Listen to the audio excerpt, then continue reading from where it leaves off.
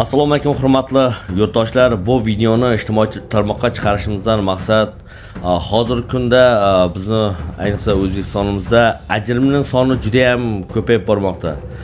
Shu sababli bu videolarni chiqarishimizdan maqsad bu ajr boshqa bir oilasiga xiyonat qiladiganlar va undan boshqa ko'plagan fuqarolarimiz va oilasi bo'la turib boshqa bilan yurib oilasiga xiyonat qilib ayol erkak masalan shu sababli ajrim soni juda ham ko'payib bormoqda. Bitta ayolning ajrining o'zi, ajrashganning o'zi bizni davlatimizga qancha zarar bo'lyapti. Bitta ayolning muammosi ajrashgani yolg'iz boshli ona, ayollar temir daftarchasi, moddiy yordami, ma'naviy yordami, uni kambag'alchilikdan chiqarishi, yolg'iz boshli onalikda yordam pul berilishi va undan boshqa mahalladan pitaniya rasxodlarini ko'tarib berishi, qoplab berishi va undan boshqa bunga bez vazoratning subsidiya ajratish, uy joy bilan ta'minlash. Qarang, uje sanoq yo'q. Bitta ayolning o'zining muammosi, yolg'iz boshli onaning ajrashganingda bitta ayolning muammosi qancha bo'libdi? Shuning o'zi 1 milliardlagan bo'libdi.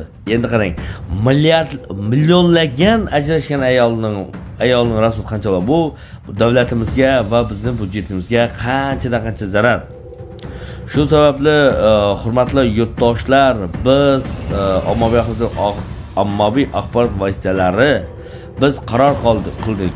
Xavfsiz hududni tuzamiz va tinch aholi tadbiri ostida har bitta blogerlar va ommaviy axborot vositalari va jurnalistlar o'z hududlarini tinchligini va atrof muhitni maydavizorlikdan asrash va jinoyatning oldini olish maqsadida shu yo'lga bel bog'lab har bir hududimizni tinchligini, farovonligini, oshudashligini o'tishiga hissangizni qo'shishingizni so'rab qolamiz. Ayniqsa bizning Qoraqalpog'iston Respublikasi Beruniy tumanida ham mana videolarimiz juda ham ko'p.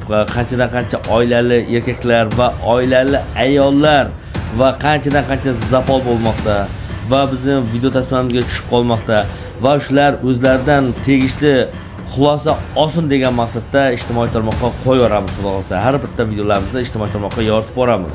Ko'rishni davom qiling va zora boshqa ayollarimiz, boshqa erkaklarimiz shundan xulosa olib zinoni va xiyonatdan tiyilsa ekan degan maqsadda.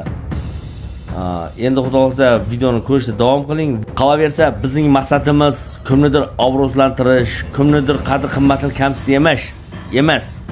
Bizning maqsadimiz faqat va shunday videolarni ko'rib va boshqalar tegishli insonlar va shundan xulosa oladi degan umiddaman. Zora edi ajrim soni shunga qarab kamayib va xiyonat zinodan saqlansa ekan deymiz.